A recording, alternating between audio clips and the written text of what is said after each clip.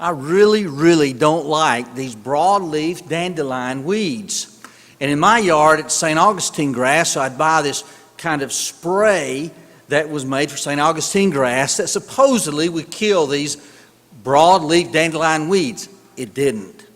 So then I bought this granule type weed and feed, and it was designed, to kill these broadleaf dandelion weeds, and it didn't.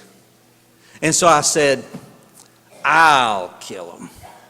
And I got my hoe, and I kind of, and so I thought, well, I can just leave them here, and the sun will dry them out, they'll die, and just kind of blend on in, and they're gone. So I thought. About 3 days after I had done that, I was backing out of the driveway, and I saw several of these, the little, the white blooms that the kids will pick, and you, as a parent, you say, no, don't do that, because it's spreading the seeds. They were all over the place. And so I thought, when I got home, I thought, well, I'll take care of that. I'll gently pick those up before they spread their seeds, and I'll put them in the trash can. Well, it wasn't a matter of picking that little bloom. I was picking up the dead plant that I had hoed up. And it was almost as if the dead plant was dried and shriveled, but it had had enough, whatever was still in it, to put out that bloom pod.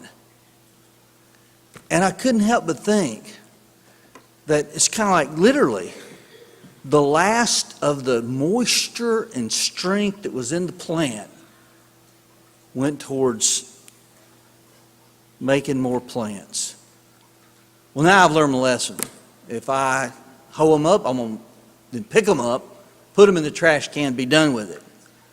But it made me think, if you, for whatever reason, or whatever stage of life, and you literally, you just had within your body just very little strength, energy that's left, and you knew even that it's going to be just a short time and you'll have no strength and energy and you'll be dead. If we were going to say, then what's the one thing that you're going to put everything into to do? I would hope that it'd be if somebody's not a Christian and they know, hey, I'm going to soon be gone, I'll be meeting my Maker, as it were. That everything within them would be energized towards getting right with God, becoming a Christian. I'd hope that if a person was already a Christian but had not been living faithful, and he realizes, I'm going to soon be meeting my Lord, and I haven't been living right, haven't been serving Him, that I hope that kind of all the energy and the effort, all that's left, would be put towards, once again, getting right with God, repentance, confession. But then even for the person that's living the faithful Christian life, if somebody said, okay, listen now, you've only got the strength and energy for one last thing. What's it going to be? What's it going to be?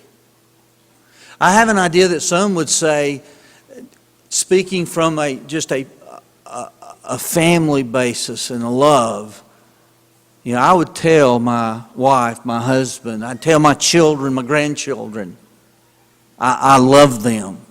I'd want them to know that, and that be the last words they hear from me. Or maybe we would combine the family and spiritual, and we'd think, well, this person in my family, whether it be a sibling or a child or a grandchild, they're not Christians and they're not faithful. I'd want, that last effort to be letting them know that I want them to become a Christian or be faithful as a Christian. What would it be? I have seen sometime a person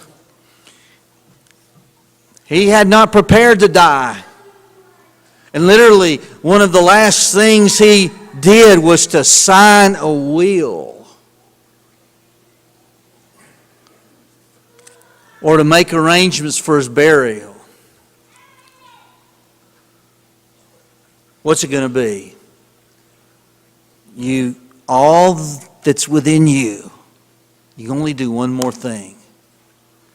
You know, with those dandelions, it seemed like there was one more thing that they were going to do. I couldn't believe it. I saw it. Pick up this dried, shriveled dandelion, and it had not put out that seed bloom when I cut it with a hoe, but here they all were now. What's it going to be for you? But you know, then I also thought, okay, we can say that if there was just one more thing. But guess what? Most of you, I think all of you, you've got enough health and strength, even if it's kind of on the waning side, to do a lot more than one thing. But then the reality is, are we doing it?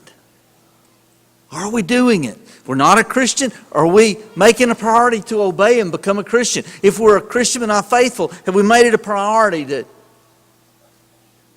make things right with God? If there's people in our family that they need to know we love them, or there are people in our family or our neighbors or otherwise not Christians, and we want to see them become Christians, are we doing it? If we could encourage you and assist you with your obedience tonight, please come as we stand and sing.